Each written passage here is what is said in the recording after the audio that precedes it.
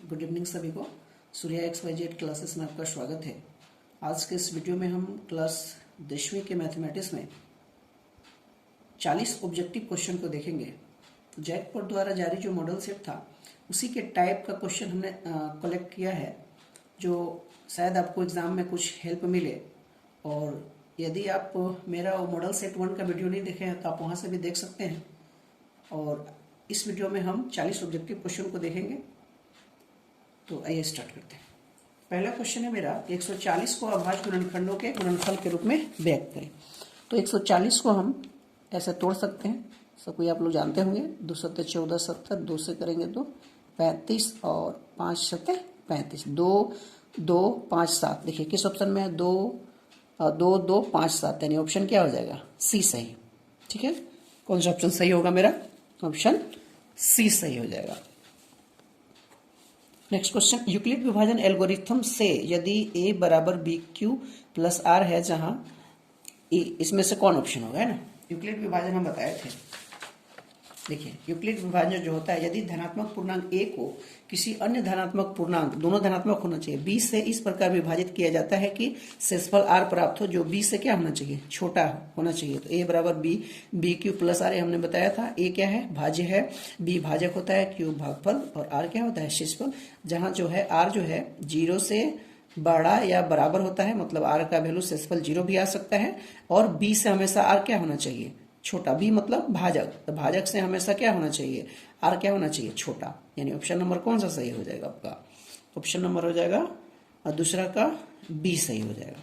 ठीक है, जैसे कोई, जैसे मान लीजिए हम 3 से भाग देंगे 17 में, तो 3 बचे 15, तो 2 बचे ना, तो a क्या हो गया, भाज्य, यानी a हो गया 17 जो होता है वो क्या होता है, भाज्य। 3 क्या होता है, भाजक। 5 क्या होता है, भागफल, और ये 2 क्या हो गया, शेषफल। ठीक है, तो वही है a बराबर BQ प्लस R। तो a हो गया, ये 17 आपका a हो गया भाजक। भाजक क्या हो गया आपका, भाजक हो गया 3, इसको b बोलते हैं, भागफल को q, और शेषफल को क्या बोलते हैं हम, r। तो ये चीज कह रहा है कि यहाँ पे जो b जो होना चाहिए ना, देखिए 0 से बड़ा और b से छोटा, r जो होना चाहिए, जो शेषफल होना चाहिए, वो इससे 3 से क्या होना चाहिए, छोटा होना चाहिए, है ना, वही चीज। तो यानी ऑप्शन नंबर कौन हो जाएगा आपका, b हो जाएगा। ठीक है, क्वेश्चन नंबर तीसरा देखते हैं। 19 और 23 का HCF क्या होगा। देखिए दोनों को यदि हम तोड़ेंगे तो 19 जो है अभाज्य संख्या है और 23 भी अभाज्य संख्या है, नहीं टूटेगा। तो दोनों में कॉमन क्या है, तो इसको लिख सकते हैं 1 गुना 19, इसको लिख सकते हैं 23 गुना 1। तो दोनों का जो HCF होगा वो कितना हो जाएगा, 1। जब दोनों में कोई कुछ चीज मिलता ही नहीं है ना, उसको तोड़ ही नहीं पाएंगे, तो HCF कितना हो जाएगा, 1। यानी इसका ऑप्शन नंबर क्या हो जाएगा, सी हो जाएगा, तीसरा का सी। चौथा, कौन संख्या अपरिमेय है। तो अपरिमेय संख्या किसको कहते हैं, जो रूट में रहता है, जो अंश बटा हर के रूप में रहता है उसको परिमेय बोलते हैं, और रूट में रहता है उसको क्या बोलते हैं, अपरिमेय। तो देखिए 9 का वर्गमूल 3, 25 का 5, और 64 का हो जाएगा 8, यानी 20 का वर्गमूल हो जाएगा 4 5 20, यानी हो जाएगा आपका 2√5। देखिए रूट में रह गया ना, तो ये क्या हो जाएंगे, अपरिमेय संख्या हो जाएगा, कौन, √20। इस सब का वर्गमूल निकल जाएगा ना। देखिए 9 है, 9 का √9 का 3 हो जाएगा, 25 का 5 हो जाएगा, 64 का कितना हो जाएगा 8, अब 20 का कितना होगा 2√5, यानी सी क्या है, अपरिमेय संख्या है। ठीक है, y बराबर px का ग्राफ दिया गया है, तो px के शून्यकों की संख्या ज्ञात कीजिए। देखिए शून्यकों की संख्या बड़ी आसान है। यदि ये x अक्ष है ना, x अक्ष को जितने बार ग्राफ कटता है वही उसका शून्यकों की संख्या कहलाता है। देखिए x अक्ष को कितने बार ग्राफ कटा है, 1 2 3 4। इस वीडियो को ध्यान से देखिएगा, आपके पास समय नहीं है, यदि अच्छे से आप देखेंगे तो सारे क्वेश्चन को सोल्व आप कर सकते हैं। तो x अक्ष को ग्राफ जे बार कटता है वही शून्यकों की संख्या कहलाता है। जैसे y में कटेगा ना ग्राफ, तो शून्यकों की संख्या 0 हो जाएगा। देखिएगा जैसे ऐसे ग्राफ है, ये x है, ये x डैश, ये y डैश, तो कोई ऐसे बोले तो x में तो नहीं कटा है ना, इसका शून्यकों की संख्या कितना होगा, 0। ठीक है, ऐसे कटेगा तो 0, और इसमें कहीं कटेगा तो 1 हो गया, इसे कटा 2, इससे 3, मतलब ई जे बार जहां कटता है वो शून्यकों की संख्या होता है। y में कटेगा तो क्या होगा, 0। तो x में शून्यकों की संख्या के बार काटा, देखिए x अक्ष में के बार कटा, 1 2 3 4 बार, तो शून्यकों की संख्या कितना हो जाएगा इसका, 4। ठीक है। क्वेश्चन नंबर 6, द्विघात बहुपद x square plus b x plus c है, तो इसके शून्यकों का योगफल क्या होगा? शून्यकों का योगफल अल्फा प्लस बीटा बराबर होता है माइनस बी बाई ए, और शून्यकों का गुणनफल अल्फा गुना बीटा बराबर होता है सी बाई ए होता है। तो अल्फा प्लस बीटा शून्यकों का योगफल पूछा है, तो अल्फा प्लस बीटा क्या हो जाएगा? माइनस बी बाई ए हो जाएगा। ठीक है, बहुत ही आसान है। यदि द्विघात बहुपद के शून्यकों का योगफल -3 एवं गुणनफल 2 हो तो द्विघात बहुपद क्या होगा? देखिए, हम एक फॉर्मूला बताए थे द्विघात बहुपद निकालने का। द्विघात बहुपद का सूत्र होता है x square minus alpha plus beta x plus alpha गुना बीटा। ठीक है, तो एक्स स्क्वायर शून्यकों का योगफल कितना दिया हुआ है? -3, तो पोस्ट में लिखेंगे इंटू एक्स प्लस अल्फा गुना बीटा, यानी गुणनफल कितना दिया हुआ है? 2 दिया हुआ है। अब इसको हल कर देंगे। एक्स स्क्वायर माइनस माइनस क्या हो जाएगा? Plus 3x plus 2। तो ये आपका आंसर हो जाएगा। कौन सा ऑप्शन है? यानी 7वां ऑप्शन क्या हो जाएगा? X square plus 3x plus 2, यानी ऑप्शन नंबर ए। कुछ नहीं करना है, फॉर्मूला आपको बिठा देना है कि x square minus alpha plus beta into x plus alpha गुना बीटा। ठीक है, तो ये हो गया x square minus alpha plus beta. शून्यकों का योगफल देखिए कितना दिया हुआ था आपका? शून्यकों का योगफल दिया हुआ था -3, तो -3 लिखेंगे इंटू एक्स प्लस अल्फा गुना बीटा, यानी गुणनफल कितना दिया था? 2। इसको सोल्व कर लेंगे तो हो जाएगा x square minus minus plus 3x plus 2, यानी ऑप्शन नंबर ए सही है। नेक्स्ट देखते हैं क्वेश्चन नंबर 8, समीकरण 2x प्लस 3y बराबर 5 और 4x प्लस 6y बराबर 15 का अद्वितीय हल होगा कि 2 हल होगा, अनंत हल होगा कि कोई हल नहीं होगा? देखिए, इसके लिए हमने बताया था थ्योरी, फिर से एक बार बताते हैं आपको, ध्यान से देखिए। यहां से क्वेश्चन जरूर पूछे जाएंगे आपसे। तो 2 चर वाले रैखिक समीकरण जो होता है a1x plus b1y plus c1 बराबर 0, a2x b2y c2 बराबर 0, जहां a1 b1 a2 b2 ये सब शून्य नहीं होना चाहिए। ठीक है, तो a1 बटा a2 बराबर नहीं होगा b1 बटा b2 के, तो क्या होगा? अद्वितीय हल होगा। और क्या होगा? ये संगत होगा। और रेखाएं क्या करेगी? प्रतिच्छेद करती है। और तीनों यदि बराबर हो जाए तो अनंत हल होगा। ये संगत कहलाएगा। रेखाएं परस्पर संपाती होती है। और 2 बराबर 1 बराबर नहीं होगा तो कोई हल नहीं होगा। असंगत और रेखाएं एक दूसरे को क्या करती है? समांतर होती है। ठीक है, तो ये चीज आपको याद रखना है। यहाँ से 3-4 क्वेश्चन आपसे पूछे जाएंगे बार बार। ठीक है, तो देखिए अब क्या क्वेश्चन मेरा क्या कह रहा है कि समीकरण इतना का क्या हल होगा? देखिए, तो यहाँ a1 बराबर हो गया a1 बटा a2, इसे डायरेक्ट लिखते हैं a1 बटा a2। देखिए a1 कितना है आपका? 2, और a2 कितना है? 4। फिर लिखेंगे b1 बटा b2, तो b1 आपका 3 है और b2 कितना है आपका? 6। c1 बटा c2 भी लिखेंगे। c1 ये नहीं आएगा तो -5, वही बात होगा, कोई फर्क नहीं पड़ता है। तो 5 और c2 कितना है? 15। आप सब हल कीजिए। 2 दूनी के 4 यानी 1 बटा 2, 3 दूनी के 6 यानी 1 बटा 2, और 5 ते 15 मतलब 1 बटा 3। देखिए, ये दोनों तो बराबर है, ये बराबर नहीं है, यानी a1 बटा a2 बराबर b1 बटा b2 बराबर नहीं है c1 बटा c2 के। तो देखिए इस कंडीशन में क्या हो जाएगा आंसर? देखिए a1 बटा a2 बराबर b1 बटा b2 not is equal to c1 बटा c2, तो कोई हल नहीं होगा, असंगत होगा, रेखाएं एक दूसरे के समांतर होगी। देखिए तो क्या होगा? अनंत हल होगा कि कोई हल नहीं होगा ना? ऐसा होगा तो क्या होगा? कोई हल नहीं होगा, यानी 8वां का क्या हो जाएगा? आपका डी हो जाएगा।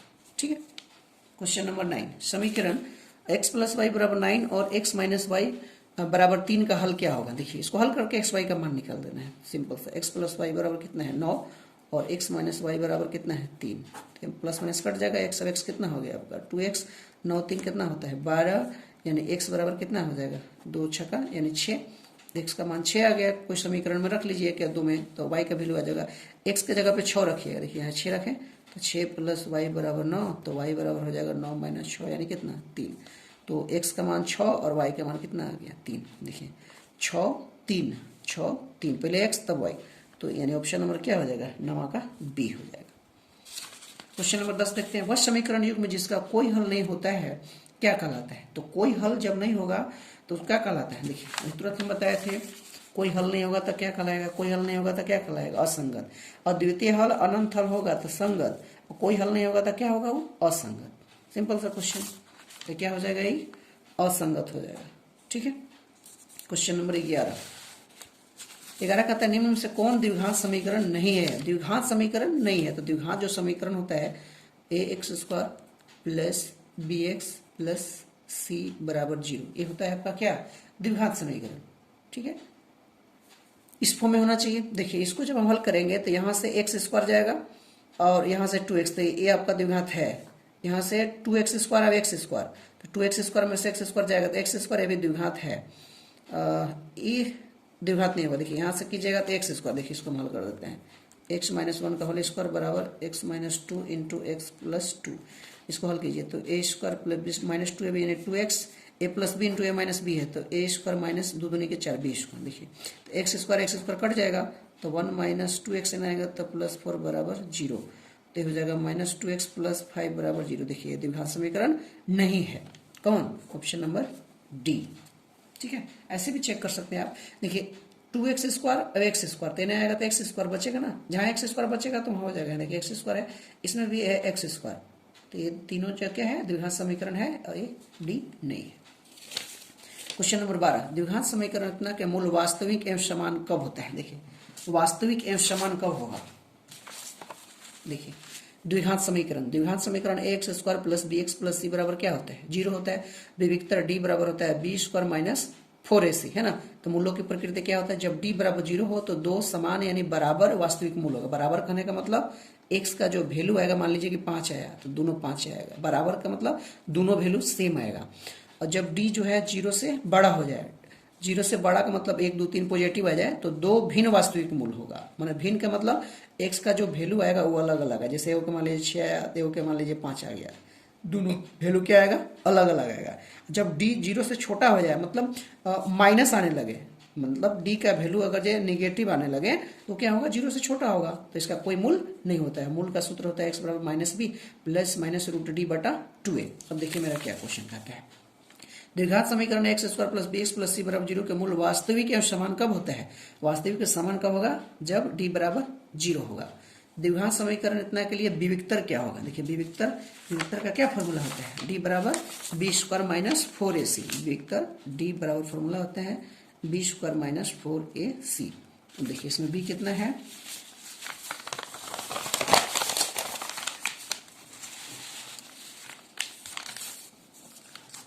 देखिए यहाँ पे a है आपका 3, b है आपका -5 और c है आपका 2। बिठा दीजिए इसमें, तो -5 का स्क्वायर -4 गुना a का मान 3 और c का मान 2, तो 25 माइनस प्लस हो जाता है। 4 12 दूनी के 24, यानी कितना आ गया, 25 में से 24 गया तो 1। तो d का वैल्यू कितना आपका आएगा, d यानी विविक्तर d बराबर b² माइनस 4ac होता है। नेक्स्ट क्वेश्चन, निम्न में से कौन द्विघात सूत्र है। देखिए तुरंत बताया था द्विघात सूत्र क्या होता है, -b प्लस -√d बटा 2a। देखिए -b प्लस -√d बटा 2a यानी 14 का कौन सा ऑप्शन हो जाएगा, ऑप्शन नंबर बी हो जाएगा। क्वेश्चन नंबर 15 देखते हैं, AP 5a 25 डॉट में a का मान ज्ञात कीजिए। देखिए AP जो होता है, ध्यान से देखिए AP अगला में से पिछला को यदि हम घटाएं तो सब क्या आना चाहिए, बराबर। एपी आप पढ़े होंगे, अगला में से पिछला घटाएंगे तो सब क्या आएंगे, बराबर। मतलब सबका अंतर जो है होना चाहिए, क्या आना चाहिए, बराबर आना चाहिए। उसको हम बोलते हैं सर्वांतर। अगला में से पिछला घटाइए कहीं भी, जैसे मान लीजिए हम ले ले क्वेश्चन कि 2 4 6 8 10 12 इतना ले लेते हैं।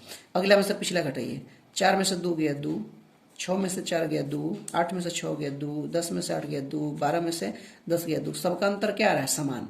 यानी सर्वांतर d बराबर होता है a2 माइनस a1 भी आप लिख सकते हैं, a3 माइनस a2 भी लिख सकते हैं, कुछ भी लिख सकते हैं। सबका आंसर क्या आएगा, बराबर आएगा, 2 2 आएगा। ठीक है, तो वही है।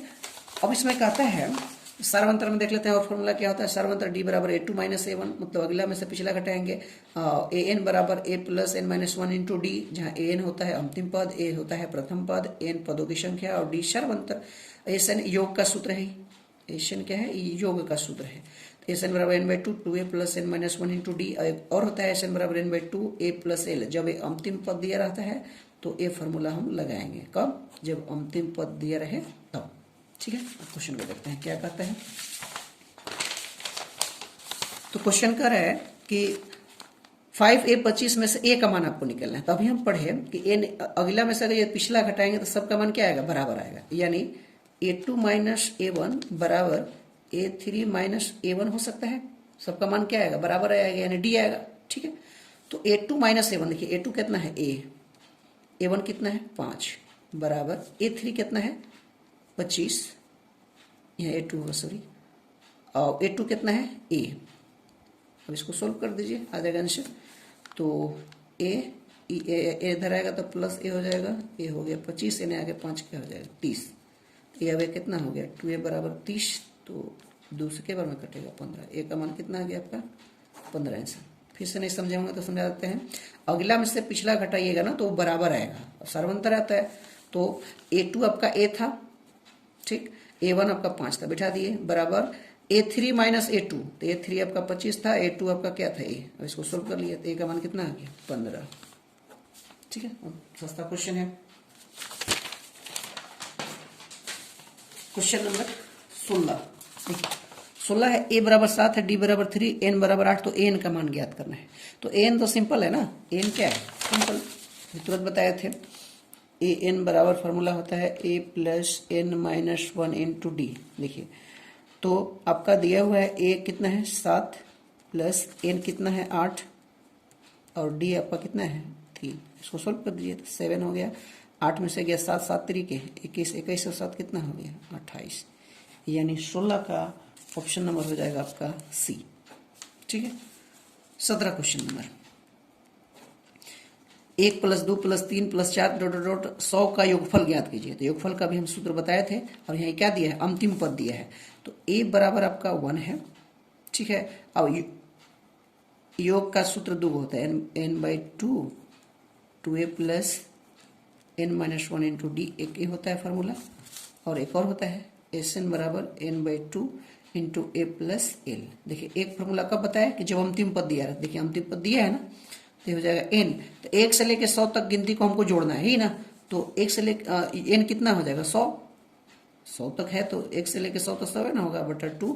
A कितना है, प्रथम पद कितना है 1 और अंतिम पद कितना है 100, दूसरे कट जाए के बारे में 50 में, तो ये हो गया 50, ये हो गया 101। इसको गुना कर देंगे 0 1 से 5, 0 से करेंगे तो 0 0, 1 से करेंगे तो 0 और 5, तो हो गया 50 50, ठीक है। यानी ऑप्शन नंबर कौन सा हो जाएगा, ऑप्शन नंबर हो जाएगा आपका बी।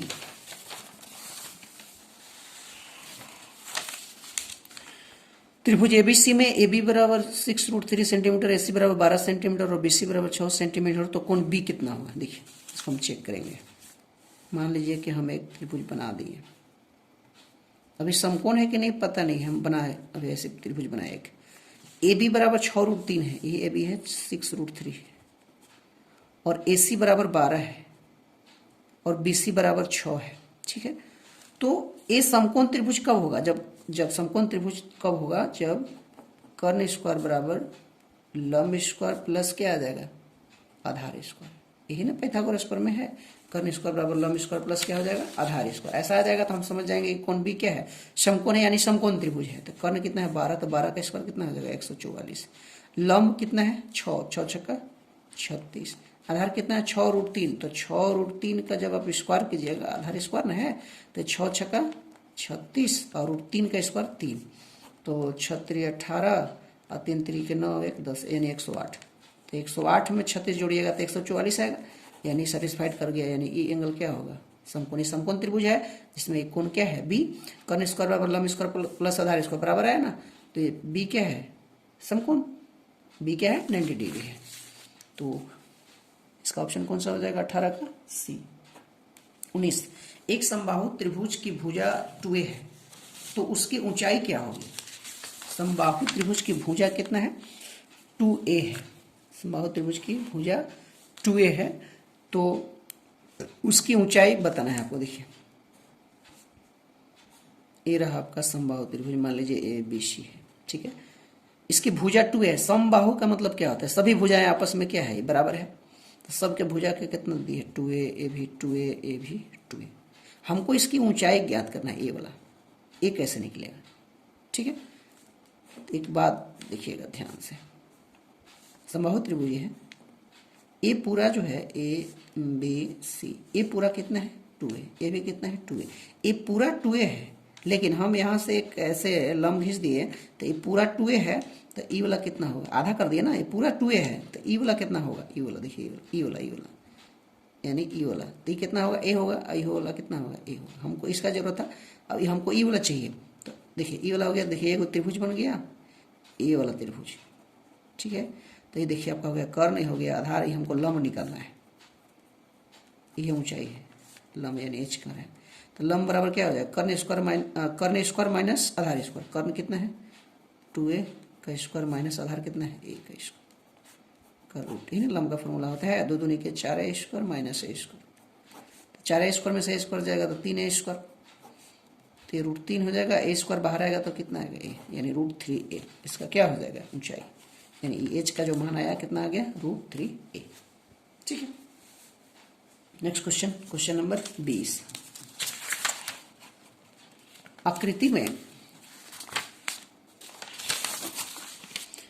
डी समानांतर बीसी है तो इसी का मान ज्ञात कीजिए। तो हम लोग थेल्स प्रमेय में पढ़े थे कि यदि डीई समानांतर बीसी है तो हम जानते हैं कि AD बट्टा 1.5 और DB का मान कितना है 3 और AE का मान 1 हो गया, अब इसी हमको निकालना है, 1.5 दूना के 3, तो इसी गुना कीजिए, इसी गुना 1 कीजिएगा तो इसी बराबर 2 का 2 यानी 2 सेंटीमीटर इसका आंसर। थेल्स पर में समझाते हैं कि यदि डी समानांतर बीसी है तो AD बटा DB बराबर AE बटा EC होता है, ठीक है। आगे बढ़ते हैं। 21 बिंदुओं इतना तथा इतना को मिलाने वाले रेखा के मध्य बिंदु क्या होगा। देखिए मध्य बिंदु फॉर्मूला क्या होता है, मान लीजिए 2 दिया हुआ है, ये दिया है -10 और 6 और ये दिया है 6 और -10, ठीक है। तो मान लीजिए ए है बी है, हम यहाँ AC निकालना चाहें, मध्य बिंदु निकालना चाहें तो क्या होता है फॉर्मूला, मध्य बिंदु का फॉर्मूला होता है x1 + x2/2 और y1 + y2 कितना होता है 2। देखिए x1 कितना है -10 प्लस x2 कितना है 6/2 कोमा y1 कितना है 6, y2 कितना है -10/2, -10 + 6 यानी कितना हो गया -4/2 और ये हो जाएगा प्लस माइनस माइनस, ये भी -4/2 काट दीजिएगा तो आ जाएगा आपका -2, -2 यानी ऑप्शन नंबर कौन सा डी हो जाएगा। नेक्स्ट क्वेश्चन, कार्तीय तल में स्थित किसी बिंदु 3, 4 के लिए कोटि का मान ज्ञात कीजिए। देखिए x जो होता है ना, x है, क्या है y है, तो x को बोलते हैं भुज और y को बोलते हैं कोटि। तो यहाँ कोटि पूछा है तो कोटि कितना है 4, भुज कहता तो कितना है 3, x को भुज कहते हैं, y को क्या कहते हैं कोटि, तो कोटि पूछा था तो कोटि कितना है -4, 22। क्वेश्चन नंबर 23 अब देखते हैं।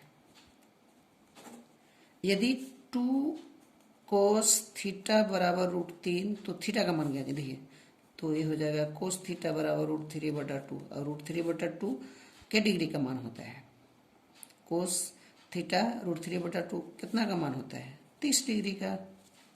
सिंपल सा क्वेश्चन आपका था, 30 डिग्री आंसर होगा।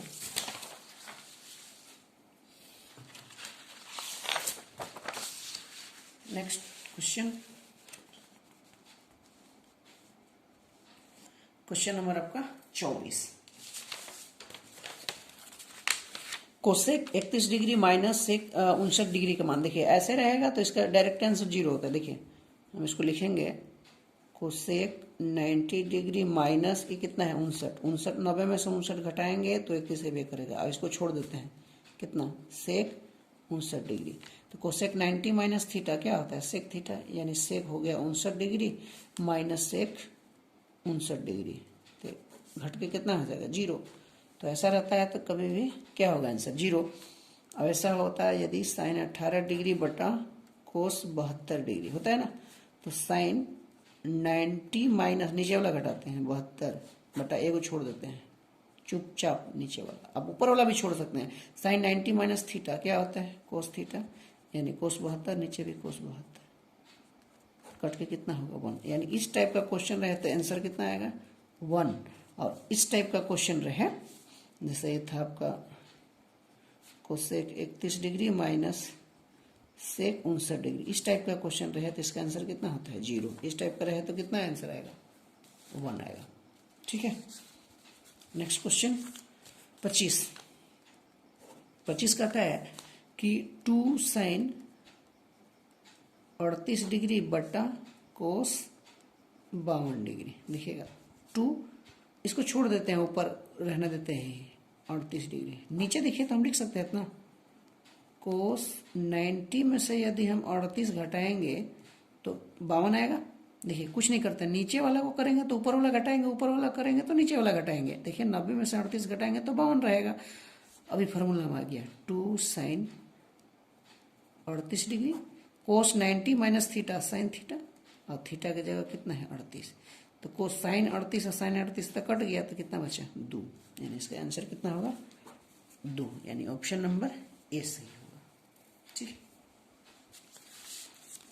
यदि साइन ए बराबर 3/5 हो तो कोसे का मान ज्ञात कीजिए। देखिए फॉर्मूला आपको याद होगा, साइन थीटा बराबर क्या होता है लंब बटा कर्ण। साइन ए बराबर 3/5 दिया, साइन थीटा पर लंब होते हैं, लंब बटा कितना होता है कर्ण। तो हमको क्या चाहिए आधार निकालना है, तो आधार बराबर फॉर्मूला क्या होता है कर्ण स्क्वायर यानी 25 माइनस ए लंब स्क्वायर 3 3 के 9 यानी हो जाएगा √16 और 16 का वर्गमूल कितना हो जाएगा 4।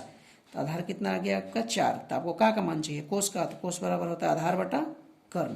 तो आधार है आपका 4 और कर्ण आपका कितना है 5, यानी 4/5 आंसर ऑप्शन नंबर बी सही होगा।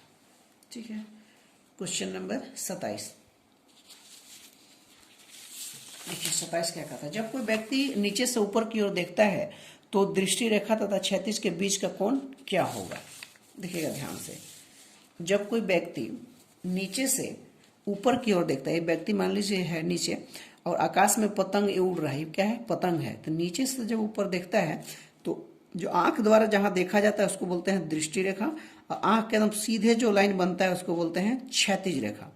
तो क्षैतिज रेखा और दृष्टि रेखा के बीच जब नीचे से कोई व्यक्ति ऊपर की ओर देखता है, जैसे पतंग की ओर देख रहा है, तो इसके जो बीच एंगल बना उसको बोलते हैं उन्नयन कोण। और यदि कोई व्यक्ति छत पे, मान लीजिए व्यक्ति है, घर है ना, छत है, छत पर व्यक्ति खड़ा है, यहाँ से एक बॉल नीचे है धरती पे, तो इसको देख रहा है, तो ये हो गया आपका क्या दृष्टि रेखा, जहां देखता है उसको दृष्टि रेखा, और क्षैतिज रेखा सीधे होता है क्षैतिज रेखा। क्षैतिज रेखा और दृष्टि रेखा जब ऊपर से नीचे की ओर देखता है तो इसके बीच एंगल जो थीटा बना उसको क्या बोलते हैं अवनमन कोण। सीधी सी बात, यदि ऊपर से नीचे देखें तो अवनमन कोण, और नीचे से ऊपर देखें तो क्या हो जाएगा उन्नयन कोण। वही चीज यहाँ पे कह रहा है। तो जब कोई व्यक्ति नीचे से ऊपर की ओर देखता है तो दृष्टि रेखा तथा क्षैतिज के बीच का कोण क्या कहलाता है, तो क्या कहलाएगा उन्नयन कोण कहलाएगा। एक वृत्त की समांतर स्पर्श रेखाएं हो सकती है, एक वृत्त की समांतर स्पर्श रेखाएं कह रहा है। देखिए एक वृत्त की समांतर देखिएगा, ये हुआ एक स्पर्श किया और ये समांतर भी है।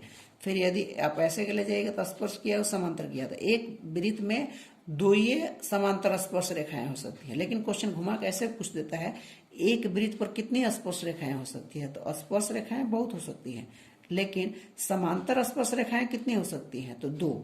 अब ऐसे एक वृत्त की कितनी स्पर्श रेखाएं हो सकती हैं, तो अनेक। और एक वृत्त की समांतर स्पर्श रेखाएं कितनी हो सकती हैं, तो ये होता है केगो 2। क्योंकि अगर ये देखिए समांतर ये हुआ ना, फिर ऐसे करेंगे तो ये कट गया, तो समांतर कहां से हुआ, तो समांतर कहेगा तो 2, और समांतर नहीं कहेगा तो क्या अनेक होगा। ठीक, आर त्रिज्या वाले वृत्त के चतुर्थांश का क्षेत्रफल होता है। चतुर्थांश का मतलब क्या, चतुर का मतलब क्या होता है 4। अब वृत्त का क्षेत्रफल कितना होता है पाई आर स्क्वायर, यानी कितना हो जाएगा 1/4 पाई आर स्क्वायर। क्वेश्चन नंबर देखते हैं 30 को।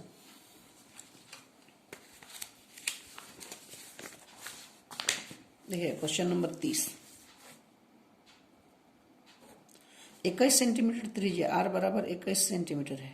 एक वृत्त का एक चाप 60 डिग्री का कोण अंतरित करता है, यानी थीटा बराबर क्या डिग्री है 60 डिग्री। तो त्रिज्या खंड का क्षेत्रफल, त्रिज्या खंड का क्षेत्रफल क्या होता है थीटा बटा 360 गुना पाई आर स्क्वायर। तो थीटा है आपका 60 बटा 360 गुना पाई का मान हो गया 22/7। आर स्क्वायर कितना है 21 है तो स्क्वायर है तो 2 बार लिखेंगे, 7 तरीके 21, 0 से 0 कट गया, 6 6 का 36, 3 दूनी के 6, 2 से कट गया 11, तो 11 गुना 21 कर लीजिए, 2 एकम 2 2, यानी हो गया 231 सेंटीमीटर स्क्वायर, 231 सेंटीमीटर स्क्वायर, यानी 30 का ऑप्शन नंबर हो जाएगा आपका बी। सिंपल सा, त्रिज्या खंड का क्षेत्रफल ही होता है।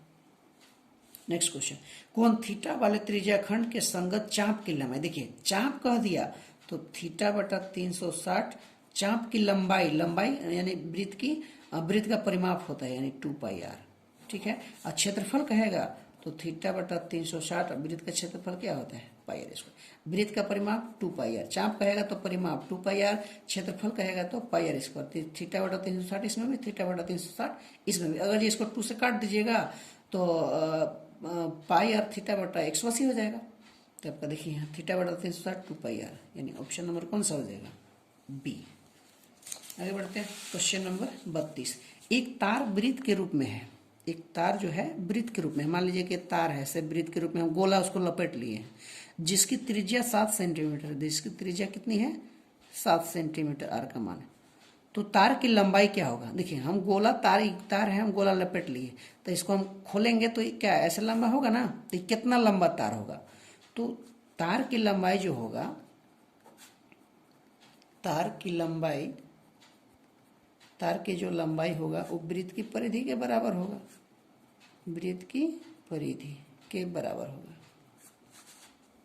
तो देखिए वृत्त की परिधि 2πr होता है, 2π का मान 22/7, इसका त्रिज्या कितना है 7, 7 से 7 कट गया तो 22 दूनी के 44 सेंटीमीटर, यानी 32 का कौन हो जाएगा बी, क्योंकि तार इसे गोला के ऐसे लंबा करेंगे तो वृत्त की परिधि बराबर होगा 44 सेंटीमीटर होगा। Question number 33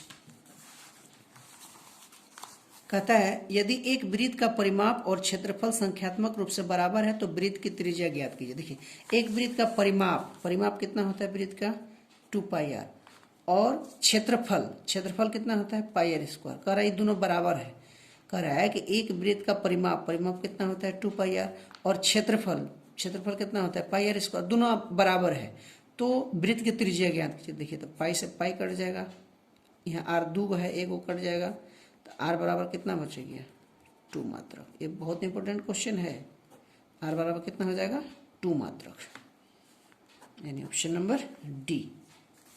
next question number 34, यदि घन का आयतन 216 सेंटीमीटर क्यूब हो तो घन की भुजा, देखिए घन का आयतन जो होता है, घन का आयतन क्या होता है ए क्यूब, तो घन का आयतन कितना दिए हैं 216 बराबर ए क्यूब, तो 216 को हम लिख सकते हैं 6 के पावर 3, वही ना होता है, 3 कट जाएगा, यानी ये बराबर कितना है 6, ठीक है। क्वेश्चन नंबर 35, एक शंकु की ऊंचाई 12 सेंटीमीटर और आधार की त्रिज्या 7 सेंटीमीटर, इस शंकु का आयतन ज्ञात कीजिए। तो शंकु का आयतन होता है 1/3 πr स्क्वायर h, तो 1/3 पाई का मान हो जाता है 22/7, r स्क्वायर है तो r 7 है, और h कितना है 12 है, फॉर्मूला से बैठा देना है, कुछ नहीं करना है, 3 चौका 12, तो 4 दूनी के 7 चौका 28 और 22, 8 दूनी के 16, 2 दूनी के 4, 28 दूनी के 56, 28 दूनी के 56, 6 6 5 11, 5 और 1 6, 616 सेंटीमीटर क्यूब, ठीक है। सिंपल सा एक क्वेश्चन था। तो शंकु का आयतन 1/3 πr स्क्वायर h, छिन्नक का आयतन होता है 1/3 πh, है ना, r1 का स्क्वायर प्लस r2 का स्क्वायर प्लस r1 गुना r2, ये छिन्नक का आयतन होता है। नेक्स्ट 36 नंबर, x 3 4 5 का माध्य 5 है तो x का मान ज्ञात कीजिए। माध्य बराबर क्या होता है सभी प्रेक्षणों का योग बटा उनकी कुल संख्या, तो प्रेक्षण क्या है 1 2 3 4 को सबको जोड़ दीजिए, x प्लस 3 प्लस 4 प्लस 5, ये माध्य बराबर फॉर्मूला होता है सभी प्रेक्षणों का योग बटा उनकी कुल संख्या, तो 1 2 3 4 वो है। तो देखिए माध्य कितना दिया है 5, तो माध्य की जगह 5 लिखेंगे, तो 5 और 3 8 और 4, 4 3 7 5 12, यानी x प्लस 12 बट्टा कितना 4, इसको क्रॉस मल्टीप्लाई कर लीजिए, x का मान निकाल लेते हैं, तो ये हो गया x प्लस 12 बराबर 20, तो x बराबर 20 में से 12 जाएगा तो कितना बचेगा 8। क्वेश्चन नंबर 37, इतना का बहुलक किसको कहते हैं जो संख्या ज्यादा बार रिपीट करता है। देखिए 3 के बार रिपीट किया है, 1 2 3 बार, 4 एक बार, 0 1, 4 2 बार, 0 1 बार और 5 एक बार, यानी 3 ज़्यादा बार किया है तो इसका बहुलक क्या हो जाएगा? 3 हो जाएगा। जो संख्या ज़्यादा बार रिपीट करता है तो उसको बहुलक कहते हैं। यदि परिसर पूछता तो उच्चतम संख्या, देखिए उच्चतम संख्या कितना है? 5 और न्यूनतम संख्या कितना है? 0। तो 5 में से 0 जाता तो कितना? 5। तो इसका परिसर कितना हो जाता? 5 हो जाता। ठीक है। एक फॉर्मूला होता है माध्य माध्यक और बहुलक में संबंध। तो बहुलक बराबर होता है 3 माध्यक माइनस 2 माध्य। बहुलक बराबर क्या होता है? बहुलक बराबर होता है 3 माध्यक माइनस 2 माध्य। ठीक है। आपसे क्वेश्चन पूछ सकता है कि माध्यक दिया रहेगा, अमाध्य दिया रहेगा, अब बहुलक पूछेगा तो इस फॉर्मूला में बिठा दीजिएगा। याद रखना है आपको कि बहुलक बराबर 3 माध्यक माइनस 2 माध्य। देखिए माध्यक क्या है? बड़ा है तो 3 और माध्य छोटा है तो 2। तो याद रखिएगा बहुलक बराबर 3 माध्यक माइनस 2 माध्य। तो इसमें क्या बढ़ाएगा? 3 बढ़ाएगा। क्वेश्चन नंबर 39, यदि ई कोई घटना हो तब पीई प्लस ऐसे लिखा रहेगा, ई लिख के ऐसे लिखा रहता है, ये नोट पढ़ते हैं। ई का मान क्या होगा? हम बताए थे कि यस प्लस नो रहेगा, इसका मान क्या? 1 रहेगा। या इसको ऐसे लिख सकते हैं पी यस होता है और पी ई करके ऐसे दे देंगे तो 9 हो जाएगा। तो yes plus no equal to कितना होता है? 1। ऑप्शन कौन सा हो जाएगा? बी। नेक्स्ट, यदि पी बराबर 0.05 है तो ई नहीं की प्रायिकता, ई नहीं की प्रायिकता तो नहीं अगर यहाँ से निकालेंगे तो 1 माइनस यस, तो 1 माइनस नहीं की निकालना है ना, तो 1 माइनस यस, यस कितना है? 0.05। तो 1 में से 0.05 घटा दीजिए। 10 में से 5 गया 5, यहाँ कितना बचा? 9, 0.95। ठीक। निम्न में से कौन सी संख्या एक घटना की प्रायिकता नहीं हो सकती है? तो प्रायिकता कहाँ से कहाँ तक होता है? प्रोबेबिलिटी जो होता है ना, कहाँ से कहाँ तक होता है? 0 और 1 ये होता है इसका। 1 भी हो सकता है, निश्चित घटना की प्रायिकता 1 होती है। अब घटना नहीं हुआ तो 0 हुआ, तो 0 और 1 के बीच 1 और 0 भी शामिल होता है। 1 से बड़ा प्रायिकता नहीं होता है और 0 से छोटा यानी माइनस में प्रायिकता नहीं होता है। कभी भी प्रायिकता का आंसर माइनस में नहीं होना चाहिए और 1 से बड़ा नहीं होना चाहिए, याद रखिएगा। तो ये माइनस वाला है, माइनस प्रायिकता होता ही नहीं है। घटना की प्रायिकता नहीं हो सकती है तो ये नहीं होगा। मैंने प्रायिकता याद रखेगा, 1 से बड़ा नहीं होना चाहिए और 0 से छोटा यानी माइनस में नहीं होना चाहिए। एक पासे को फेंकने पर 2 से बड़ी संख्या आने की प्रायिकता, तो 2 एक पासा में कुल कितने अंक होते हैं? 1 2 3 4 5 और 6। ठीक है। तो कुल अंक कितने हुए? 6। तो 2 से बड़ी संख्या, तो 2 से बड़ी संख्या क्या हो गया? 1 2 3 4, तो 4/6, 2 दूनी 4 2 3 6 यानी 2 बट्टा कितना आंसर होगा? 3, 2/3। क्वेश्चन नंबर 43, आपसे 40 क्वेश्चन ही पूछे जाएंगे, हम ऐसे ही ले लिए क्वेश्चन को। किसी घटना की प्रायिकता का अधिकतम मान कितना हो सकता है? अभी तुरंत बताया अधिकतम कितना हो सकता है? एकदम निश्चित घटना, जैसे कि आपके पिताजी आज आने वाले हैं, आ गए घर पे, मेहमान आपके मामा जी आने वाले हैं, आपके मामा घर पे आ गए, तो निश्चित घटना की प्रायिकता कितना होता है? 1। अधिकतम 1 होता है। ठीक है। तो इसका आंसर कितना हो जाएगा? 1। एक सिक्के को उछालने पर चित या पट, दोनों चित या पट आने की प्रायिकता बताइए। तो एक सिक्का को उछालेंगे या तो हेड आएगा या तो क्या आएगा? टेल आएगा, यानी चित आएगा या पट आएगा। संभावना कितना है? 2। तो प्रायिकता में संभावना नीचे लिखते हैं, या हेड आने की प्रायिकता तब वो 1/2, टेल आने की प्रायिकता तब वो 1/2। एक मिनट, सॉरी। देखिए एक सिक्का को जब उछालते हैं हम तो या तो हेड आता है या तो क्या आता है? टेल, यानी कुल संभावना कितना है? 2। तो यदि हेड की प्रायिकता में टोटल कितना जो होता है वो नीचे लिखते हैं, तो यदि हेड आएगा तब वो 1/2 और टेल आएगा तब वो 1/2। टोटल संभावना 2। ठीक है। हेड आने की संभावना 1/2, टेल भी आने का 1/2। तो दोनों में से कोई भी पूछेगा तो कितना लिखिएगा? 1/2 ही लिखिएगा। तो आपका ऑप्शन नंबर क्या हो जाएगा? बी। ये था एक पासे को फेंकने पर 2 से बड़ी संख्या एक पासा को फेंके तो 1 2 3 4 5 6, टोटल 6 को आता है। 6 आता है ना। एक पासा को फेंकेंगे तो 1 2 3 4 5 6 आएगा। टोटल क्या हो गया? 6। 4 2 से बड़ी कौन कौन हो गया? 4 5 6। तो टोटल प्रायिकता का नियम है कि टोटल कहाँ लिखते हैं? नीचे। अब 2 से बड़ी कौन कौन हो गया? 3 4 5 6, यानी 4 हो गया ना। 2 दूनी 4 2 3 6 यानी 2/3 आंसर। ठीक है। तो ये था आपका ऑब्जेक्टिव क्वेश्चन। उम्मीद करते हैं कि वीडियो आपको अच्छी लगी हो। इसका हम एक आपको स्क्रीनशॉट भी डाल देंगे और इसका आंसर की भी डाल देंगे ताकि कहीं आपको दिक्कत न हो। इस वीडियो में इतना ही। धन्यवाद।